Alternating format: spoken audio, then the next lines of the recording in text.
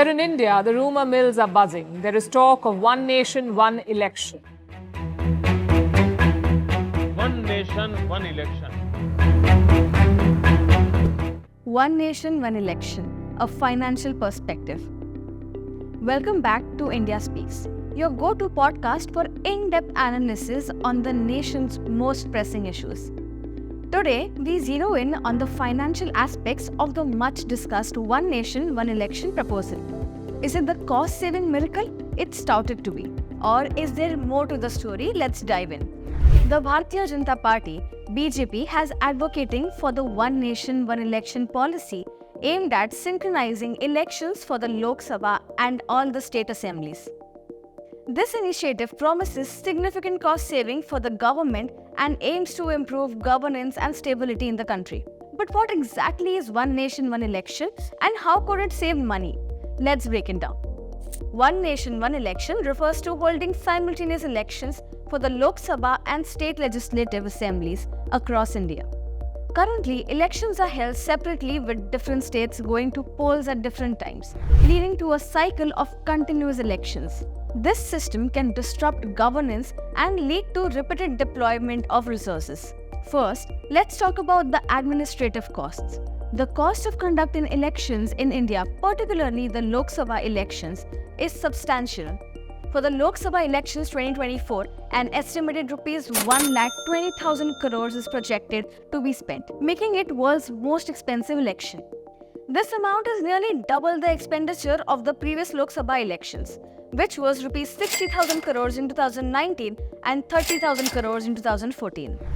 The central government bears the cost of the Lok Sabha elections, while the Election Commission's share of expenditure is only 20%, while political parties covering the remaining 80% of the expenses.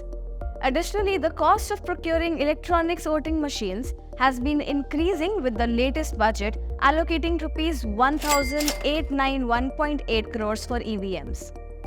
Political parties spend vast amounts of money on campaigning for elections. For instance, in the 2019 Lok Sabha elections, the total expenditure by political parties was around rupees 60,000 crores. With continuous elections, parties are in a perpetual campaign mode, leading to high expenses. By having a single election, the cost of campaigning would be significantly reduced, benefiting smaller parties and candidates with limited financial resources, making the electoral process more equitable.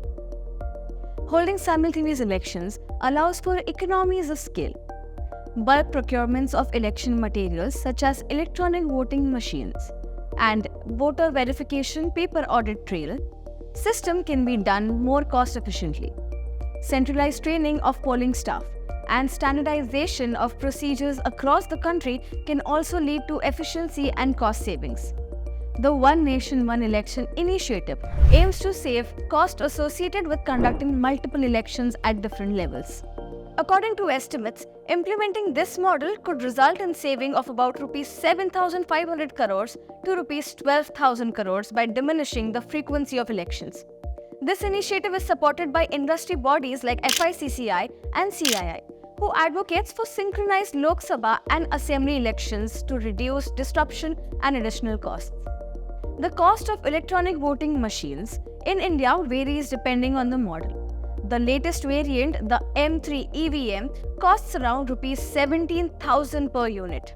The cost of M2 EVMs manufactured between 2006 and 2010 was rupees 8,670 per unit. The Election Commission of India estimates that approximately rupees 10,000 crores would be needed every 15 years to procure new EVMs if simultaneous polls are held for Lok Sabha and state assemblies. Beyond the raw numbers, consider the logistical costs. The Election Commission would need to manage twice the numbers of electronic voting machines simultaneously. Handling all these machines on one day might not yield significant savings over handling half the machines on different days. Efficiency and reliability could even suffer with the increased scale. Instead of cutting costs, maybe we should focus on investing more in our electoral process. Ensuring accurate voter lists, better training for electoral personnel, and improving the transparency, these require funding but are essential for a robust democracy. Conducting an election on this scale is a monumental task for the Election Commission, requiring meticulous planning to ensure that the voting rights of approximately 968 million eligible voters are upheld. This represents the world's largest electoral movement in terms of both manpower and resources. However, orchestrating an election on such a grand scale comes with a significant cost.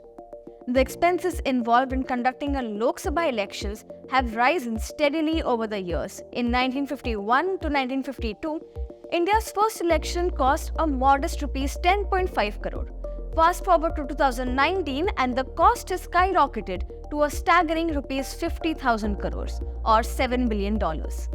Based on previous trends, the 2024 election is expected to cost approximately rupees 1,20,000 crores, double the amount of the last election. This surge in cost can be attributed to various factors, including the increase in number of eligible voters and evolving campaign strategies, particularly the rising expenditure on the social media. For instance, in 2014, the Lok Sabha elections cost rupees 3,870 crore.